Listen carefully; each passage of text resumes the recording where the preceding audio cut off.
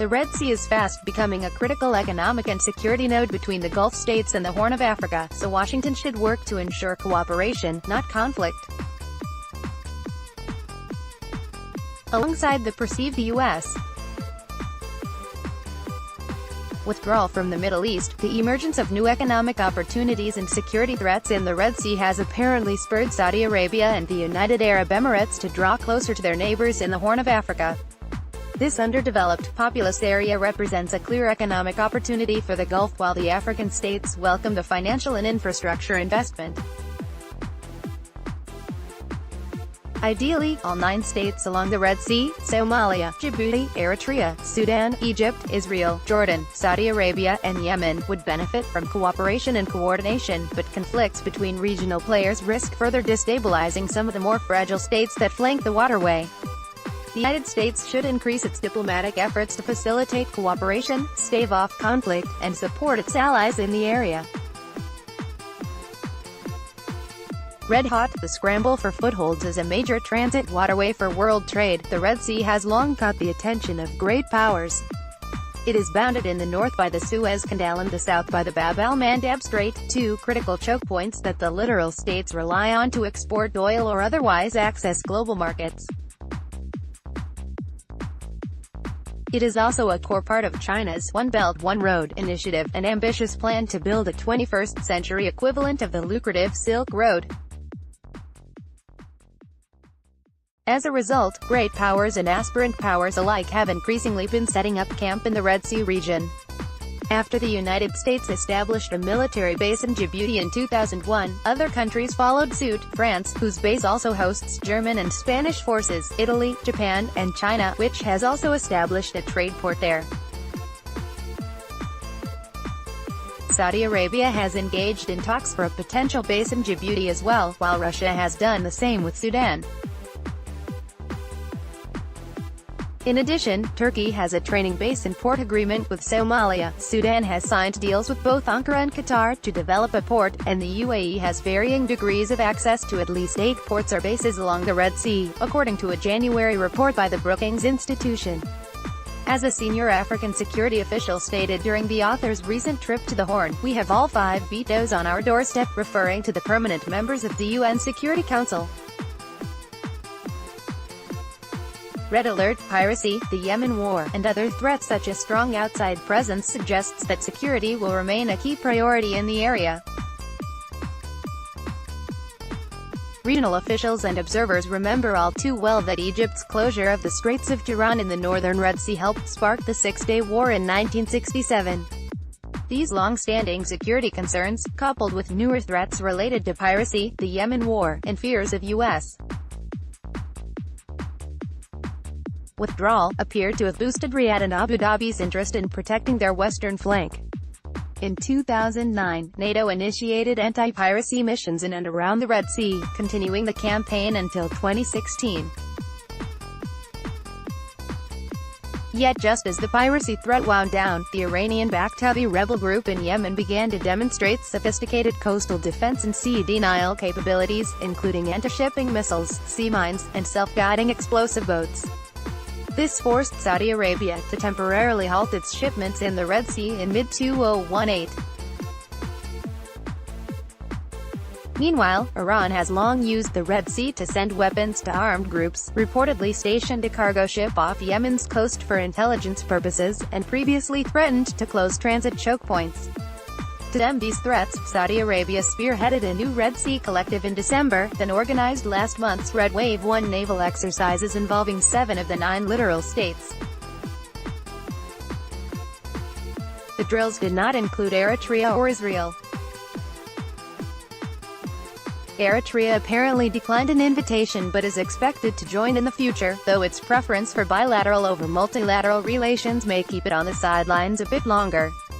Israel is unlikely to be officially invited, but it may quietly coordinate with some of the coastal states.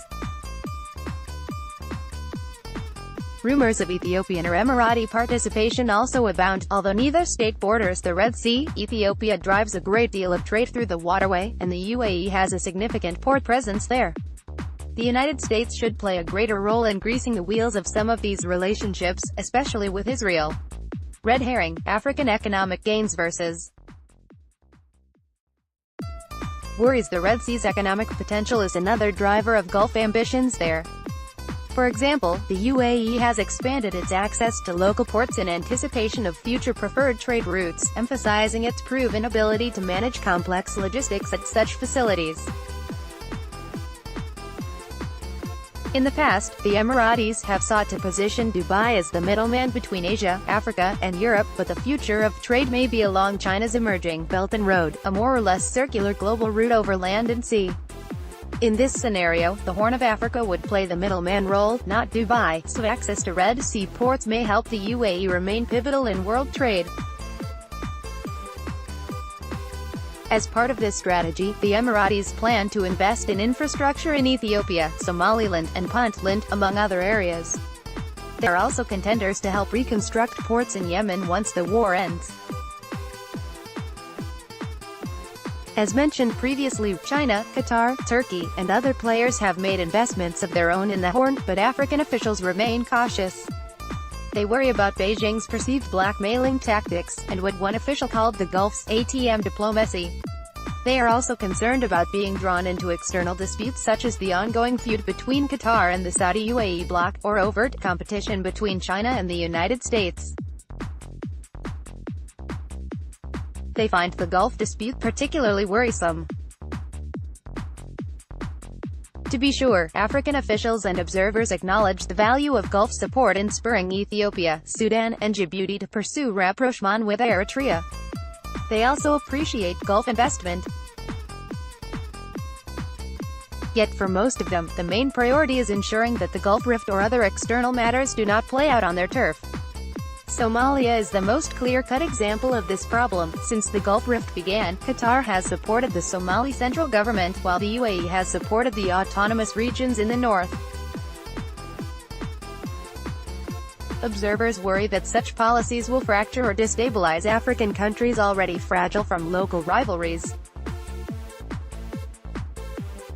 Riyadh did not help its case when a senior Saudi official stated in December that the kingdom's goal in the Red Sea was to ensure less negative outside influence, a comment that many read as a jab at Qatar, Turkey, Iran, or all three. In short, the African states are loath to be the rope in regional games of tug-of-war, despite the potential economic gains. Red tape, U.S. Democracy needs to adapt. The U.S. government has a key role to play in addressing the Red Sea area's growing importance, but to be effective, it will need to shift toward managing the diplomatic and military seam that runs down the region. Working across this seam is nothing new for U.S. officials. For example, Near East and Europe bureaus are accustomed to coordinating on Turkey, while CENTCOM often has to coordinate with AFRICOM, which oversees the base in Djibouti. Yet some Foreign Service personnel have expressed concern that the two sides of the seam have not yet adapted to the changes occurring along the Red Sea. America's partners are certainly doing so. Saudi Arabia appointed a Minister of State for African Affairs in early 2018, and the European Union has a special representative to the Horn of Africa. The United States should consider taking similar steps, perhaps appointing a special envoy or creating an interagency working group dedicated to the Red Sea. Either entity's role would need to be comprehensive, pulling together the concerns of the State Department's Near East Desk, Africa Desk, and China Desk, along with the Defense Department, National Security Council, and other agencies. To avoid creating a stir, Washington should discuss any such role with its Red Sea partners before making public announcements. And it should do so sooner rather than later.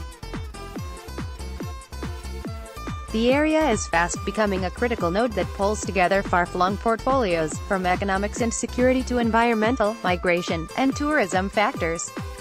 Someone needs to have their finger on that fast-beating pulse. Alana Delazier is a research fellow in the Washington Institute's Bernstein Program on Gulf and Energy Policy.